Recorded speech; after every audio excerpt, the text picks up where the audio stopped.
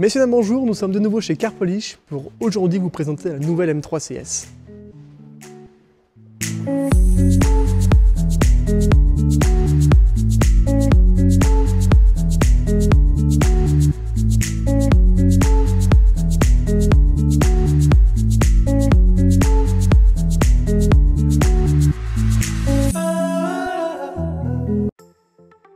Alors pourquoi le véhicule est ici? Vous commencez un peu à connaître la chose, il est là pour faire la pose d'un film PPF sur l'entièreté du véhicule. Ça va permettre de protéger la carrosserie si vous avez une projection de cailloux tout simplement, un léger accrochage, alors pas forcément un gros choc, un petit malin qui s'amuse à faire un coup de clé, ça va attaquer la peinture, mais pas avec un film PPF où justement ça va attaquer ce film et protéger la carrosserie. Surtout qu'on a une super belle peinture et il faut la protéger. Alors on a une M3 CS, alors c'est bien d'avoir une M3 CS, mais pourquoi c'est CS? Alors, c'est pas la première BMW CS de l'histoire, on a commencé avec la E30 qui était en CSL pour coupé sport lightweight. J'ai pas trouvé d'informations sur la E30 en CSL, si vous en avez, mettez-le en commentaire, ça m'intéresse. Alors ensuite, on a eu la BMW M3 E36 en CSL, mais uniquement destinée au marché américain, pas en Europe. Donc c'était limité entre 80 et 120 exemplaires. C'était été demandé justement par les Américains pour concurrencer la 911 de l'époque. C'était très limité et d'ailleurs les Américains voulaient impérativement l'appeler Lightweight, mais ils n'ont pas eu gain de cause et BMW l'appelait CSL. Ensuite, troisième génération de CSL, la M3 E46 qui se distingue assez facilement parce qu'au niveau de l'entrée, alors vous le verrez sur les photos, ici on aura une grosse entrée d'air, c'est la première fois qu'on faisait ce genre de choses et aussi l'utilisation du carbone, un petit peu partout, à l'avant, à l'arrière. Donc on a eu la E46 qui était limitée et qui était aussi sacrément allégée par rapport à la version de base de 150 kg.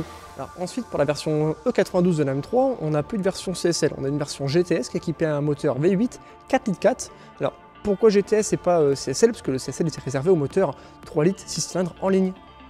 On a ensuite eu la version F80 de la M3, mais en CS cette fois-ci et non plus en CSL. On avait seulement 1200 exemplaires, 10 chevaux de plus, 50 kg de moins. Alors ça c'était possible grâce au fait de mettre le capot en carbone, le toit, d'autres éléments également. On avait aussi une différence au niveau de l'échappement, on avait un échappement spécial sur cette M3. Alors ensuite on a la version G80 de la M3, donc celle-ci, j'en reparlerai après. Alors maintenant que vous avez un peu tous les modèles en tête, je vais vous expliquer pourquoi ça s'appelle CS, CSL, GTS.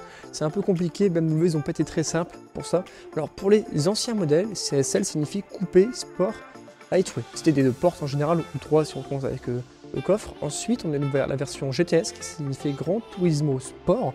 Donc ça c'était uniquement sur la E92. Et par la suite on a eu cette version-ci et celle d'avant, la F80, qui était en CS pour compétition sport. Alors, là aussi la différence flagrante qu'on a entre les modèles, c'est que c'est du 4 portes et non plus du 2. La chose importante aussi qu'il y a à savoir, c'est que si on appelle ça CS ou CSL, c'est en référence à la BMW 3 litres CSL des années 70 qui avait remporté 6 titres de championnat GT pendant les années 70. Alors, pour ceux qui vont se poser la question, la M4 en CS, c'est pour club sport et pas pour compétition sport, et la 1M et la M2 en CS, c'est pour couper sport. Ouais, c'est un peu compliqué pour s'y retrouver dans les appellations. Alors, qu'est-ce qui va changer sur cette M3 par rapport à la version compétition normale? Alors déjà, je vous montre ça, c'est les optiques, ils vont être en jaune. On va avoir aussi beaucoup de carbone sur le véhicule déjà sur le capot. Au niveau de la calandre, alors c'est pas visible, mais c'est renforcé à la fibre de carbone. On va aussi avoir pas mal d'éléments en carbone un petit peu partout, lame avant. Bien, je t'en prie, suis-moi. On va retrouver les rétros en carbone, le toit en carbone aussi, c'est très très beau. D'ailleurs, tu peux filmer le toit.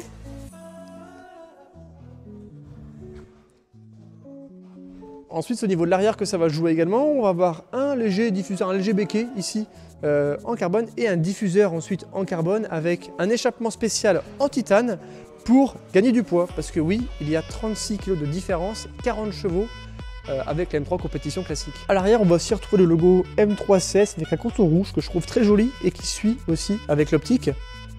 Au niveau des jantes, on va retrouver des jantes couleur bronze qu'on retrouve uniquement sur la version CS. Par contre, les freins qu'on voit derrière, la version en carbone céramique, c'est uniquement en option. Donc c'est pas d'origine dessus. Au niveau du moteur, c'est exactement la même chose que la M4 CSL, 550 chevaux. Je vous laisse voir ça, c'est le 3 litres 6 cylindres en ligne. Alors, par rapport à la M4 CSL, c'est plus performant. On va faire le 0 à 100 en 3 secondes 4, contrairement à 3 secondes 7 pour la M4 CSL. Et par rapport à la M3 compétition classique, il y a seulement 0,1 seconde de différence. Alors, au niveau de l'intérieur, déjà, regardez les sièges. Ils sont ultra confortable. Et on a beaucoup de rappels carbone dans la voiture. Je pense que vous voyez au niveau du siège, de la console, de la planche ici, du volant même. Je ne sais pas si vous voyez très bien de l'endroit où vous êtes, même le recul, parce que regardez, le réglage est manuel dessus. C'est pas électrique, contrairement au siège par contre qui le sont.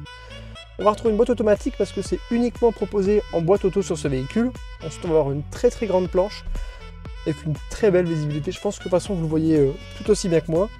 Et maintenant, je vais passer à l'arrière du véhicule. Alors, avant de passer à l'arrière, je voulais montrer un petit peu le volant que je trouve magnifique avec de l'Alcantara sur tout le contour, les boutons de sélection de mode de conduite juste ici, les palettes à l'arrière qui sont en carbone, comme ici, les détails sur le volant qui sont tous en carbone.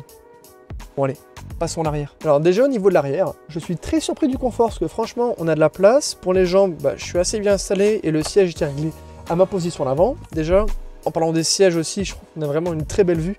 Regardez cette coque de carbone qu'on a à l'arrière, je trouve ça magnifique.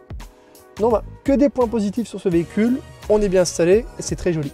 Bon, je sais que vous l'attendez tous, je vous la démarre.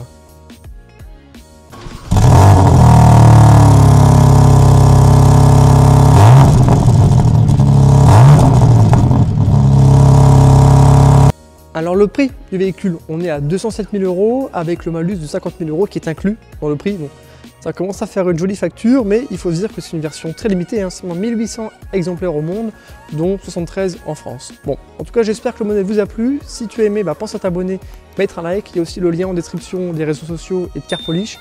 Je t'invite à aller voir, une très bonne fin de journée à toi et à bientôt.